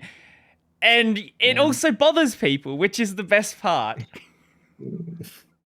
Dude, like I believe like every YouTuber have his own thing. So Mhm, like on my channel, sometimes I get really excited about some software, mhm. and people really like it. Like even though it's genuine. So I don't release like so people ask me to make video on something and I don't. Like if I'm exploring something and if I Like if I genuinely get feel that okay, I should make a video, then I make video. Yeah. So this is why sometimes I don't even upload. And but sometimes I want to ask you this, like Mm. you and also like some other channels like Distributive, I believe, like you guys make videos which are like you guys are like a responsible channel. You guys mention if you don't research well, then it's going to be like I expect if I'm watching your video, like it's not nonsense. It Uh-huh. have to be some on point video, okay? And I barely expect any stupidity or anything. So it's like a proper videos. So this is like kind of like a day job. It's a hard thing to do. It's not so casual. It's not easy. Mhm. Okay, so don't you feel like YouTube, like don't you get bored out of it? Because I run YouTube and my videos are like I sometimes get feel like cage. Okay, I have to make a video or something like that. Mm. So should like yeah. I don't know. Like, I don't really know how to explain it. I'm a crazy person. We'll go with that. I like just digging around with software. I like to break systems apart and and sort of see how they piece together. I'm not saying that I don't feel burnout from time to time. There have definitely been some times where I feel like the videos I'm making are just boring and like this is why I've really changed up the way that I'm doing content, the style of content I'm doing. Because there was that period where, I was just doing the window manager stuff. Then I was doing the Vim plugin stuff. Now I'm doing a lot more of the news and commentary stuff. I think what's kept me interested in what I'm doing is constantly changing what I'm doing. And the only videos I make are videos that interest me. Like every topic that I do, at a bare minimum, at the time, it was something that grabbed my attention. Maybe I saw a Reddit post about something, maybe I saw an article, but whatever the video is, I only make videos where I am interested in the topic. There's none of these videos where I'm just like, I'm phoning it in just because it's a thing that's probably going to be popular. Like I've done videos on the Twitter takeover. I've done videos on ChatGPT, and these videos do horribly on my channel. But the reason I uploaded them is I just wanted to make that video, and I wanted to research the topic. A lot of the things that I do these videos on, I was gonna research anyway, so might as well just do a bit more research and structure it in a video format, I guess. Maybe that doesn't make any sense, but like, I as we established earlier, I don't have that much of a life, so I'm just doing what I'm doing and I enjoy it. To be honest, like it's less work than I used to be doing. Like when I was studying, that was way more work than I'm doing now. So it, to me, it's kind of chill. It's not even that big of a deal to me. When I tell other people how much work I do on the channel, they're like, "Why?" I don't get it. That's so much work. Like I don't know. I just do it. It just happens. I don't really have a good explanation for it. I guess like you take channel more serious than me, like Mhm. especially. Um, I guess Distributive is also taking his channel really seriously these days. Like, tell me if I'm incorrect. Like he switched from like he's now like a full-time YouTuber, right? Like he. I believe so. Yes. So one thing I notice is when you get full-time Mhm. YouTube, like the when you push content, yeah, the quality goes down. Like Yeah. his videos used to be really nice, but these days it's so pushed. Mhm. Also, the channel is like highly organized. So I don't know, maybe like whatever reason it is, but like some of his videos are like these days it's highly pushed. And this is the same thing which happened with Luke Smith channel. Like it is happening with Luke Smith channel. Like he made some a random VPN video, and I there was no point at Mhm. that point. Like he already mentioned these VPN. So when that video is pushed, this is not good. Like if Mhm. you are making like informative video, it's fine, but it shouldn't be pushed. It's Yep. something which is needed. Mhm. But who am I to say? Like my channel is like the one like completely random. But as a viewer, that's my opinion. Like as a, I don't even consider my channel like the next channel, or you know it's Mhm. a movie channel, classic Japanese movies. Yeah, No, I'll upload one more. I do get Yeah. what you're saying. I've certainly, I like DT's channel. I do. I've watched him for a long time, but I definitely I know. also like it. I Like definitely I know. also watched a lot of it. Mm, Yeah. I definitely know what you're saying though. Where, well, look, I did a reaction video to one of them not that long ago because I felt like the video just wasn't very good. I felt like there was I a lot guess of Gnome. yeah, yeah. Gnome one. Yeah. And I think that's one thing I'd be worried about if I did start doing YouTube full time. I don't want to be in a position where I'm getting videos out just because they are videos that I know people want to see. This is why I have such a focus on doing the things that I want to do. Because if I'm doing the things that I want to do, I feel like that comes across in the video. It's not like, okay, we're going to talk about Ubuntu 23.04 today. It's yay, so much fun. It's so different from the last version. Now it's about a lobster. Like that's not exciting to me. I feel like with the videos where I'm genuinely interested in the topic, I can give off like I want to be able to give off a certain amount of energy in my videos and make it so they are interesting to watch. Not just because it's an interesting topic, but because the way that I'm presenting it is also grabbing your attention as well. And that's something I've had to work on a lot. Like my style of presenting, I don't have any, formal training in talking in camera or like No one. Like presenting anything like that. So this is something I've had to learn a lot over time. And I've finally gotten to a point where I am mostly happy with where I'm at, but I never want it to become stale. I always want to add new things to it to, if so for new viewers it's something different, but for long-time viewers it also, even though it's familiar, it's still got some new spark to it to grab your attention. yeah. See, for new users, your channels are like really good. Like your channel and DT channel. You know. What about mental outlook? Like, okay, we are discussing YouTubers now. That's fine, Like we can do mental that. outlook. I mean, he used to be really nice links YouTuber, but now he's a tech YouTuber. But I I feel like his videos are interesting. Mental mm, Outlaw's videos are really nice. Yeah. if I'm being honest, I think Mental Outlaw does a lot better of a job being a general tech YouTuber. Like his Yeah. videos, I think, are really, really good now.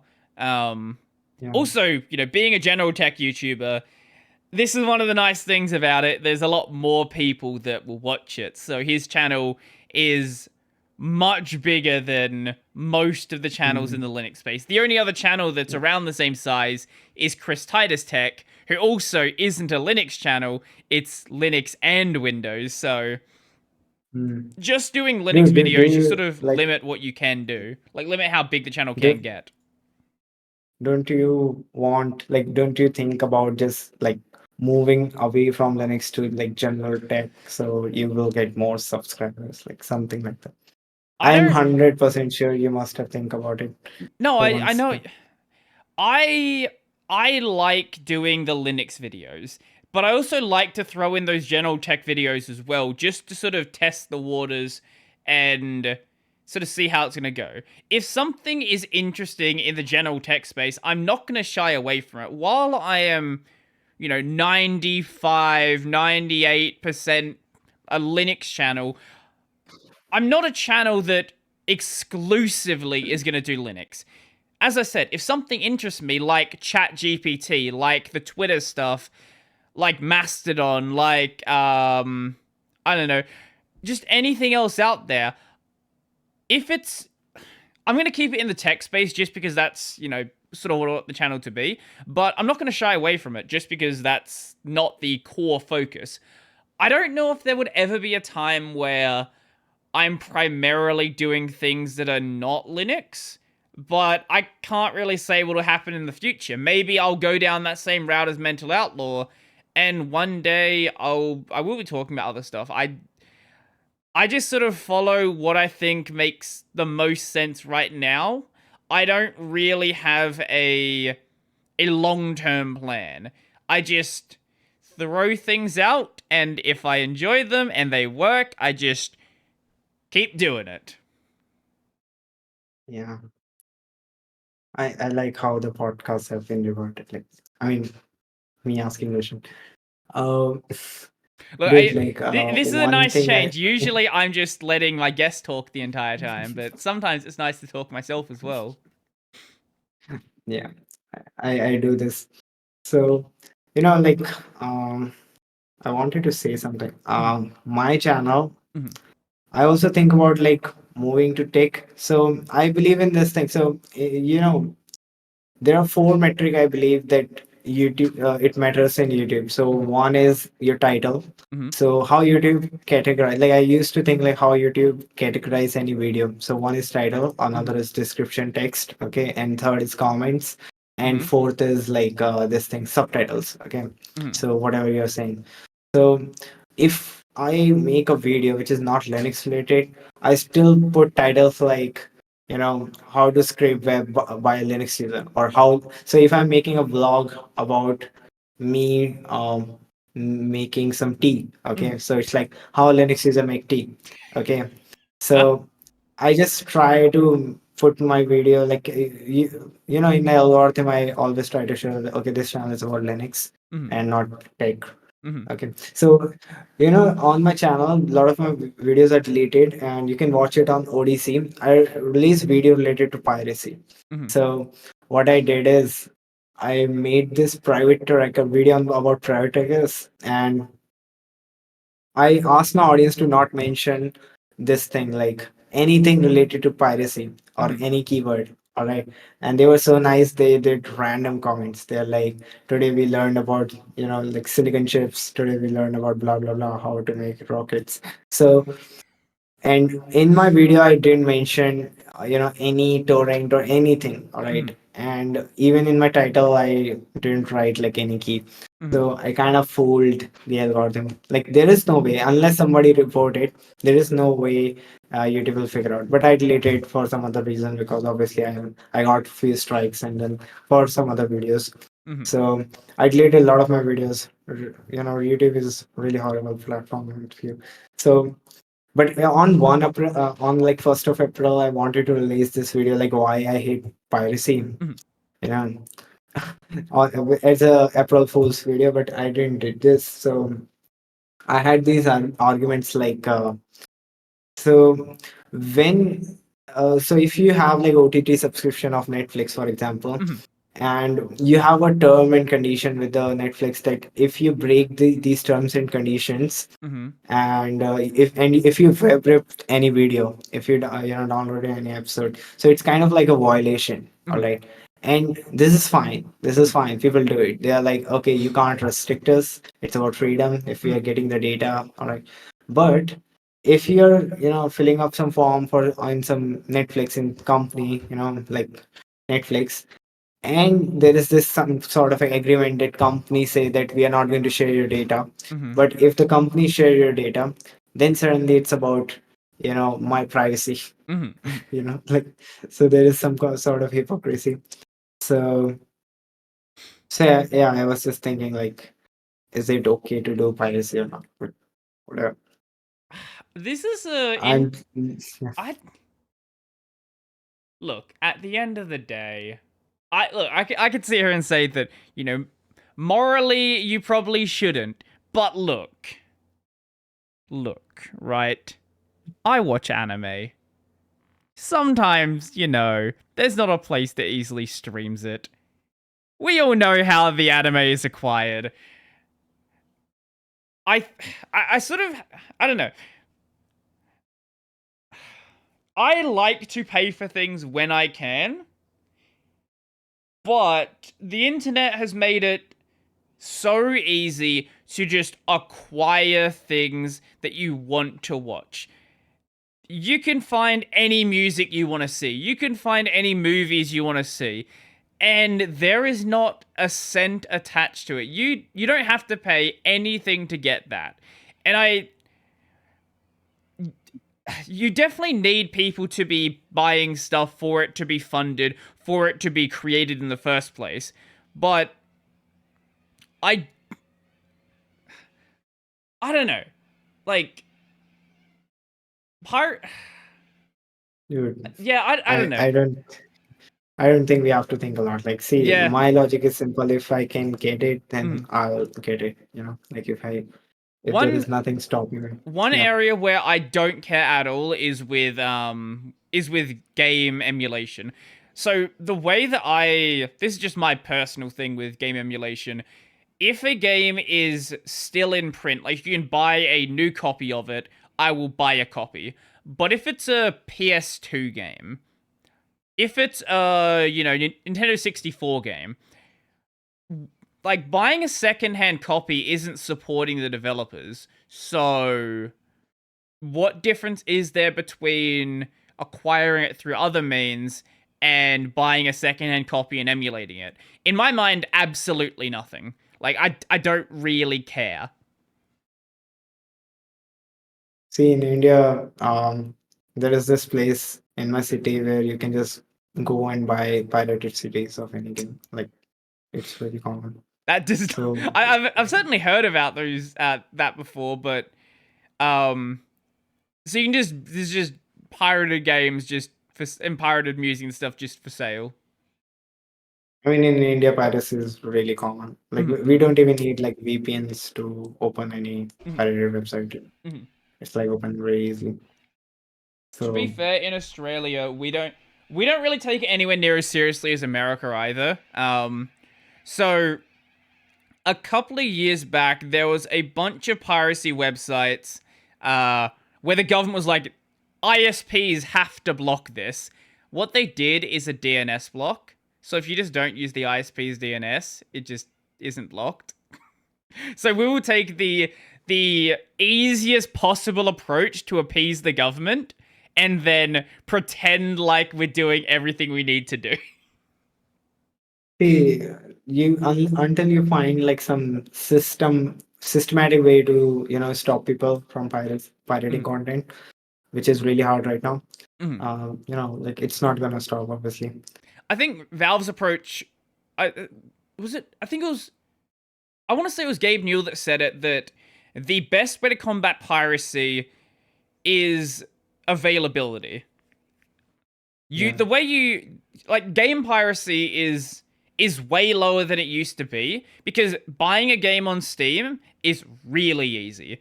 Valve has Mm. sales a lot.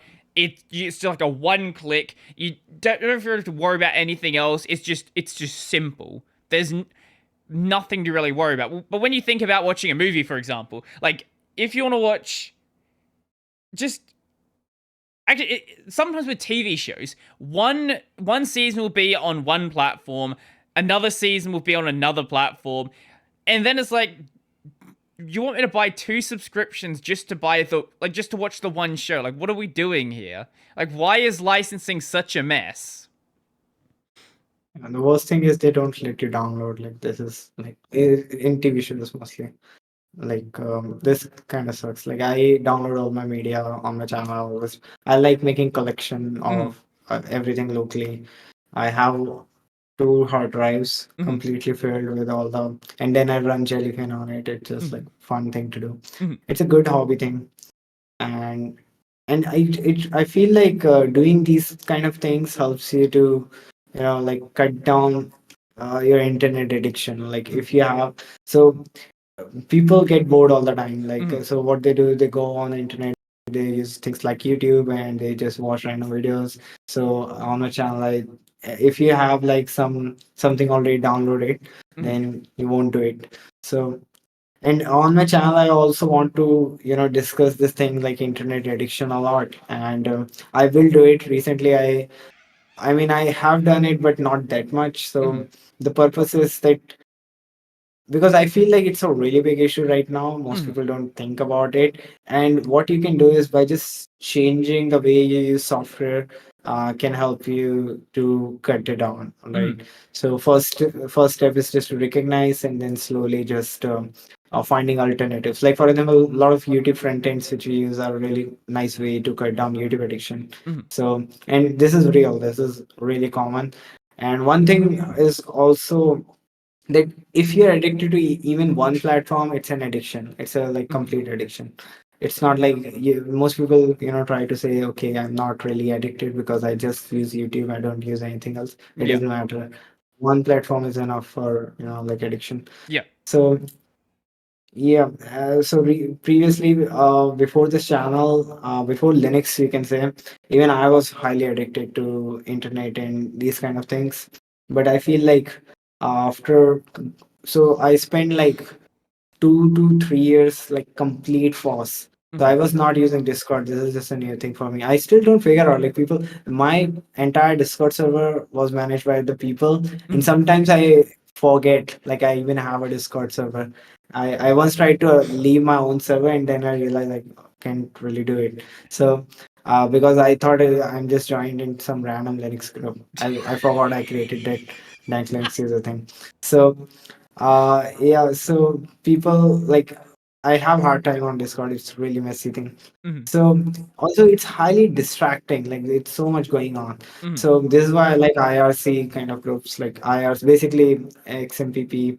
Mhm. I haven't set it up XMPP yet, but so uh, Reddit. I started using it recently, Bad idea. and Very yeah, bad idea. I made an account on Uh-huh. Reddit. See, Reddit, I used to use it before, but Mhm. not Reddit, specifically Teddit, Teddit.net. Yeah. It was, Yeah. Yeah. so I've done video on it, I believe. yeah. So it's a good readability. Like Reddit sucks. Like you can't on my phone. I just use Reddit. Like in terms of like software. Mhm. Okay, but it's Reddit. I always used to get some answer, like or at least some opinion. So basically, Reddit is my Google sometimes Mhm. for a lot of things, and Google really sucks when it comes to find some answers, and Reddit becomes a better option for me. Mhm. So yeah, Reddit was something I was using, but not like scrolling or anything. Like I was not scrolling feed. I was just looking up Yeah. some answers. And I was so basically I spent years not using any social media. I never use Facebook. I never use like any these social medias. Instagram I started using recently, and it's a really interesting. So one of my cousins, she once asked me to make a reel. So she's like she used to make reels and everything, and I failed at using Instagram app. And she's like, "You are a programmer. You are a like computer. She's like, how idiot can be? You can't figure out like how to."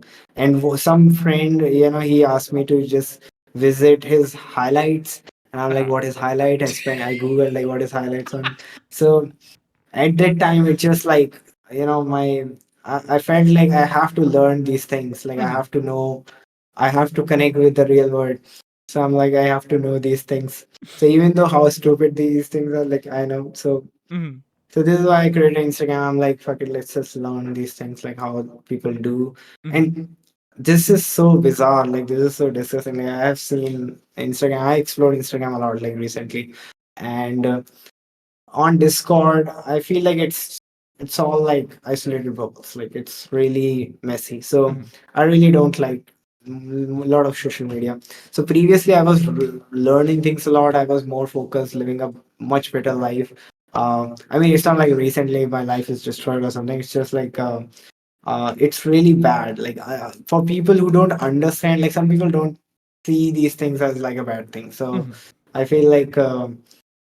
If someone don't talk about it, then people won't know about these things. Mhm. So I even believe like especially in schools we should have like programs which is I want to do it here in India, like the programs where we teach kid how to be on internet. In fact, I'm Mhm. planning a series on how to use internet Mhm. for normies. Like I really believe we need it. Like Mhm. people literally like okay, so I sometimes scroll like internet, like and I see people are doing replies in comments, Mhm. and the comment is like completely dead comment, and they are, it's like a video with millions of views, and they're replying, they are, like fighting each Mm-hmm. other, and they don't really understand like internet is not a serious business. Mm-hmm. Okay, so maybe I should make videos about this, like how to use internet. So my channel is going to be a little bit technology and little bit these things like Mm-hmm. distraction. Little bit like it is sounding like Luke Smith, but seriously, like it's not. A Okay. little bit like Luke So Smith with less walking in the woods. actually, the place which I visited Uh-huh. had some words. Okay, and I was literally thinking about making some videos there. So I cannot guarantee this. So yeah, Okay, maybe there will but be some woods, but still not if Luke Smith. I mean, any woods are everywhere. Yeah, that's Like we true. also have trees here. Mm-hmm. It's so. But yeah, my videos will always be different. I feel like there is so much space for creativity. Mm-hmm. Some people try to copy my channel, Mm-hmm. and there are some really small channel. And I'm like, do your own thing, copy. It's like, uh, it's just bit of random. Like, Mm-hmm. mm, I think what's made a lot of social media platforms really addictive is infinite scrolling in out of order timelines. So on Twitter, for example, when you scroll on the For You page, the regular page, it doesn't show things in the order they were posted. It shows them in like an order it wants to recommend them. So even if you keep scrolling and scrolling and scrolling, you're not going to hit the point where you notice something you've already seen. Whereas over on Mastodon or in an IRC channel, you can only scroll so far before you get to the last thing you read. Like if you didn't go to your Mastodon for like a day or something, there'd be a certain amount of comments. You'd get to the end, and this is it. Like you can keep scrolling, but you've already read this stuff. So like, why would you keep scrolling? It's sort of a natural endpoint. TikTok is really bad for this. Like TikTok will just keep suggesting nonsense. more and more and more and more videos to you, and you'll never see anything you've seen before. What TikTok? It's banned here. Oh We don't yeah, know. YouTube Shorts. YouTube Shorts. Oh God. Like, okay. I've never seen YouTube Shorts because I don't use like the app Fair enough. in Regular PC. I YouTube. don't even. Yeah. You just keep scrolling. You find, I'm gonna give you Dude, one like, that you do use. dude, do you know this channel Baby Walk? Yes, I do. Yeah, and that channel is really unique. Hmm. I really like that channel. That channel is the reason why I'm moving to GNOME. I'm planning to move in my PC. Okay. I'm planning to move.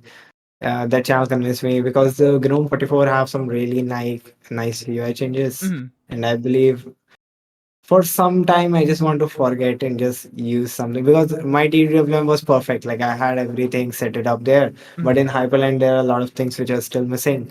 But it's fine on my laptop. I can use it, but on my PC I can't use Hyperland, which means that just for PC, figuring out some other window manager and then doing all these things. I feel like just install GNOME. You Hmm. know, and I really like this script. I started using this Arch install script, which Arch, like provided. It's Oh, really the nice. the official Arch install script, right? Yeah. Partitioning is a little bit hard Hmm. unless you're wiping everything. Yeah. Otherwise, it's all good. It's little bit uncomfortable. Before this like talk, I was trying it. I was trying to install GNOME in my system, and I just stopped because partitioning. I didn't want it to mess it up. So Hmm. I'm like, let's do it later. You know. Yeah. But yeah, they did a really nice basic thing. Too Mhm. late, but it's good.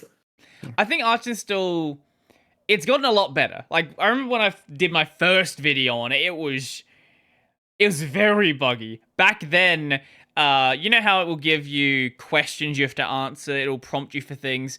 Back in the Yeah. original version, if you entered like the wrong input, the entire script would just crash and you'd have to restart all over again. I had my own script to install Arch. I'll Mhm. still write my own script Mhm. because you don't have to choose anything. Yeah. So I really like this thing, like your entire system. So some people are keep telling me to check it out this NixOS. I watched one video of like distributive on it, and he told like, okay, you can write configuration and everything will get set up automatically. Uh-huh. And I'm like, I'm doing it already in March. Like, I configure everything.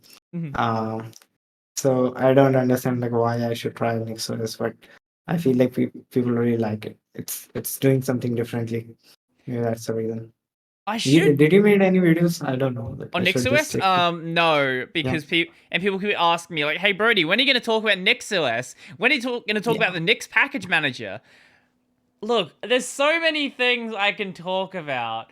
Like, Nix is so low on the list of things that I care about right now. One day, maybe it'll happen, but so will one day my FreeBSD video. I don't.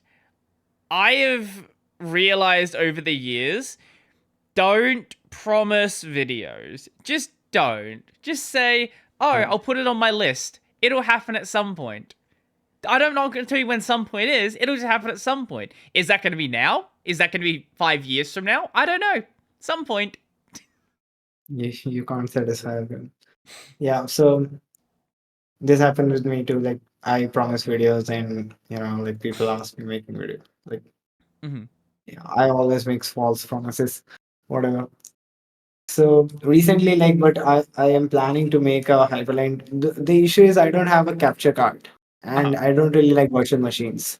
So Right. this is the reason why I never made like Arch installation or anything, any those kind of videos where also we have like EF Linux guy, some guy who already made some really nice tutorials. So Mm-hmm. I don't understand like why people want videos. Like people ask me to make Arch Linux install video. I'm Mm-hmm. like, dude, like you got so many videos online. There are even meme videos now on how to install Arch, ASMR videos, all kinds of videos.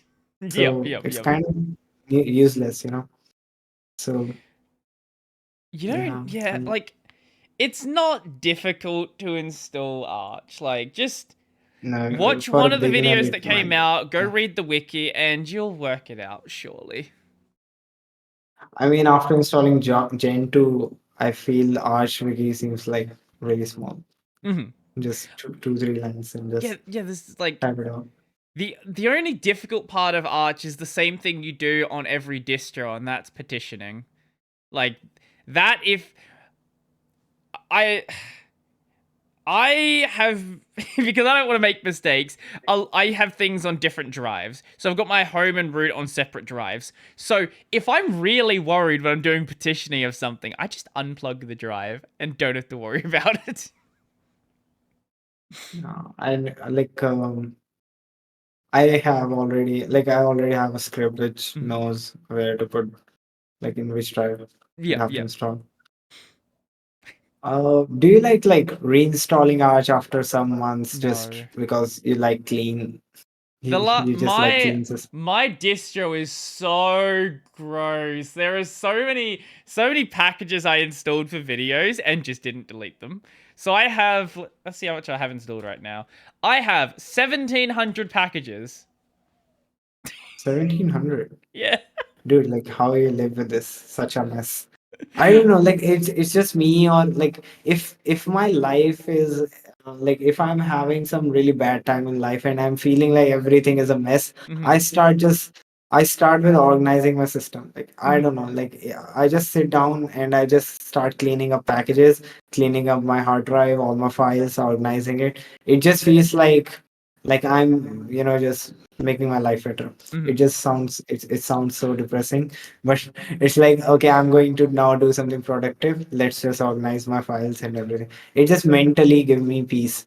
So this is why I sometimes I do reinstallation, fresh installation, Mhm. because when I work, I ended up installing a lot of packages, a lot of Mhm. things which I don't really want, and finding everything and just cleaning is hard. So there are always some config files which get left, and it just bugs me. So it's always better to just reinstall everything cleanly after some month. And by doing so, I ended up finding some nice tools, some Mhm. nice replacements, some changes, everything. I So that is fine. I don't know if it sounds any more depressing than just working 60 hours a week on a YouTube channel. They both sound pretty depressing to me. Like I will advise. See, it's your life, but according to me, recently I have realized this thing. Like, we should cut down our computer uses. Like, Mhm, I mean, we should means like people who spend a lot of time.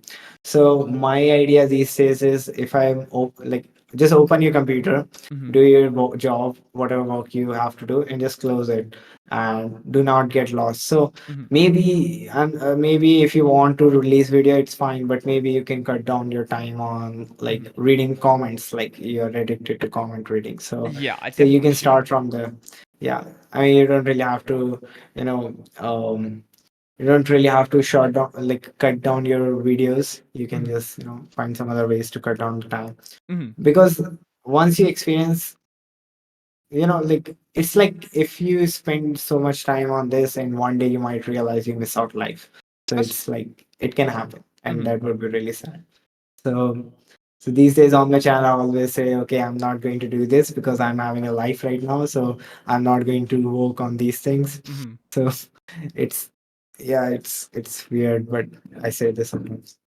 I say a lot of random things on my channel.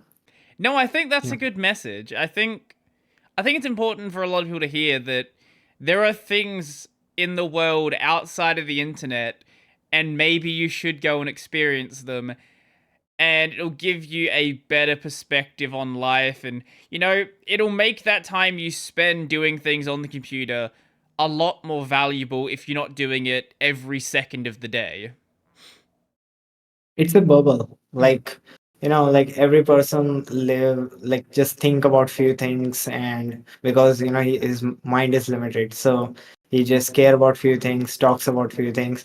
So what happened with me is I realized at some point mhm, that I am not like others. It's not like I'm some kind of weird genius or anything. It's just like so I had an Instagram account before, and I was just posting some random pictures. mhm, And some of our, I met one of my old friend, and she asked me, like she told me like my account looked fake, and basically like you think you're normal, but then mhm, you interact with people in real world, and you realize no, you just overthink a lot, and you have a lot of things which are not common.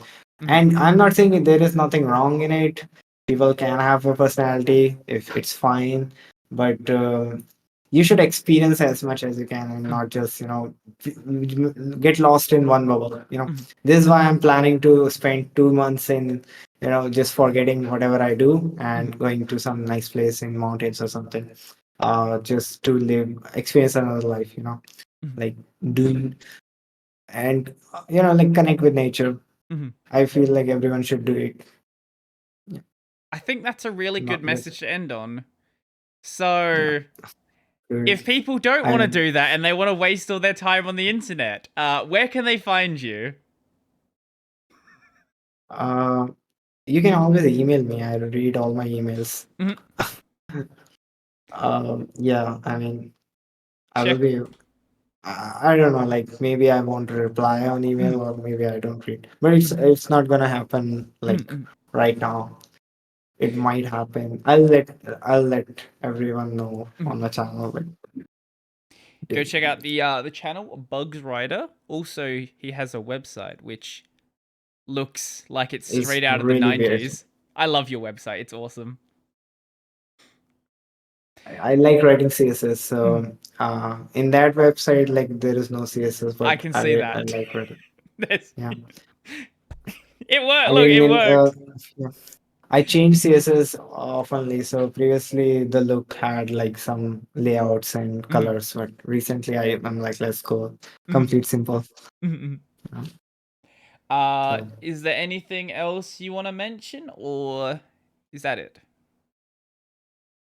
okay, I guess that's it. Like I really like your channel, and thanks a lot for inviting me. Actually, I always had this in back of my mind, like someday, like you might invite me and take over.